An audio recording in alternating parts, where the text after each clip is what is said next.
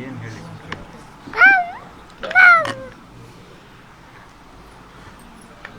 ಅಂತ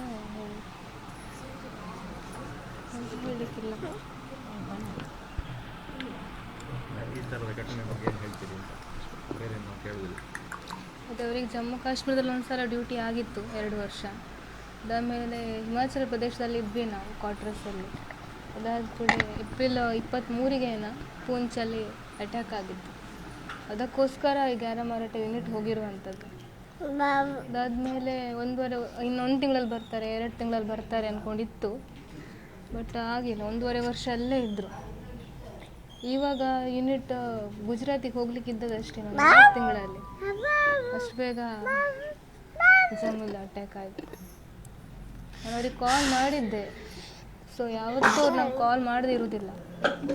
ಅವ್ರಿಗೆ ಸ್ವಲ್ಪ ಟೈಮ್ ಸಿಕ್ಕಿದ್ರೆ ಅವ್ರು ಕಾಲ್ ಮಾಡ್ತಾರೆ. ಒಂದಿನನೂ ಕಾಲ್ ಮಾಡೋದಿಲ್ಲ. ಆ ದಿನ ಮಂಗಳವಾರ ಇಡೀ ದಿನ ಕಾಲ್ ಮಾಡಿಲ್ಲ. ಸಂಜೆ ಆಗೋ ತನಕ ಕಾಲ್ ಮಾಡಿಲ್ಲ. ಮತ್ತು ನಾನು 10:30, 11:30 ತನಕ ಕಾಲ್ ಮಾಡಿದ್ದೇನೆ, ರಿಸೀವ್ ಮಾಡಿಲ್ಲ. ಆಮೇಲೆ ಮೊಬೈಲ್ ಸ್ವಿಚ್ ಆಫ್ ಬಂತು. ನಂಗೆ ಗೊತ್ತಾಯ್ತು ನಂಗೆ ಏನೋ ಸಮಸ್ಯೆ ಆಗಿದೆ ಅಂದ್ಕೊಂಡು. ಗಾಡಿ ಬಿದ್ದಿರೋದು ಗೊತ್ತು, ಗ್ಯಾರಮಾರಟದ್ದೇ ಬಿದ್ದಿದೆ ಅಂದ್ಕೊಂಡು ಗೊತ್ತು. ಬಟ್ ಇವರು ಅದರಲ್ಲಿ ಇರೋದಿಲ್ಲ ಅನ್ನೋ ಒಂದೇ ಹೋಪಲ್ಲಿದ್ದೆ ನಾನು. ರಾತ್ರಿ ನೋಡ್ತಿದ್ದೆ ಆನ್ಲೈನ್ ಬರ್ತಾರಾ ಏನೋ ಅಂದ್ಕೊಂಡು ಸ್ವಿಚ್ ಆನ್ ಮಾಡಿ ನಂಗೆ ಕಾಲ್ ಮಾಡ್ತಾರ ಅಂದ್ಕೊಂಡು. ಬಟ್ ಕಾಲ್ ಬರಲಿಲ್ಲ. ಆಮೇಲೆ ನಂಗೆ ಬೆಳಗ್ಗೆ ಗೊತ್ತಾಯ್ತು ವಿಷಯ ಅಷ್ಟೇ.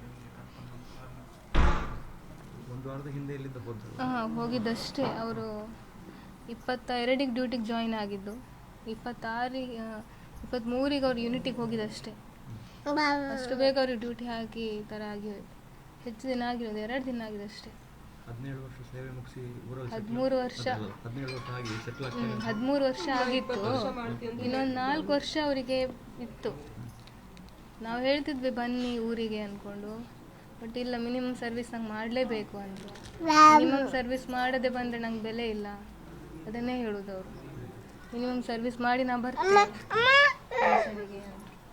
ಮತ್ತು ಇನ್ನು 4 ವರ್ಷ ಇತ್ತು, ಎಂತ ಮಾಡಲಿಕ್ಕೆ. ನಿಮ್ಗೇನಾದರೂ ಬೇಡಿಕೆ ಇದೆಯಾ ಸರ್ಕಾರದ ಹತ್ರ ಅಥವಾ ಕೇಂದ್ರ ಸರ್ಕಾರದ ಹತ್ರ?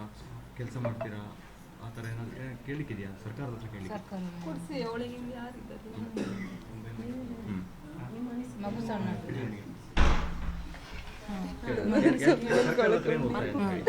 ಇಲ್ಲ, ನನ್ನ ತಮ್ಮನ ಹೆಂಡತಿಗೆ ಕೊಡಿಸಿ. ಚಿಕ್ಕ ಮಗು ಇದೆ, ಸ್ವಂತ ಮನೇನೂ ಇಲ್ಲ ಅವನಿಗೆ. ದೊಡ್ಡಮ್ಮನ ಜೊತೆನೇ ಬೆಳೆದು ಬಂದಿದ್ದು ನಾವು. ತುಂಬ ಕಷ್ಟದಲ್ಲಿ ಬೆಳೆದವನು. ನಮ್ಮನ್ನು ಮದುವೆ ಮಾಡ್ಸೋಕ್ಕೋಸ್ಕರನೇ ಅವನು ಆರ್ಮಿ ಸೇರ್ಕೊಂಡಿದ್ದು. ಕಷ್ಟದಲ್ಲೇ ಇದ್ದ, ಸುಖನೇ ನೋಡಿಲ್ಲ ಅವನು.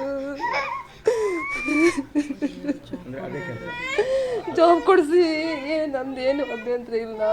ನಮ್ಮ ತಾಯಿನ ಮಾತ್ರ ನೋಡ್ಕೊಳ್ಳಿ, ಅವ್ರನ್ನ ಒಂದೇ ಮಗ, ಯಾರು ನೋಡ್ಕೊಳ್ಳೋದಿಲ್ಲ. ಕೊಡಿಸಿ, ನನ್ನ ತಮ್ಮನ ಹೆಂಡತಿ ಜಾಬ್ ಕೊಡಿಸಿ.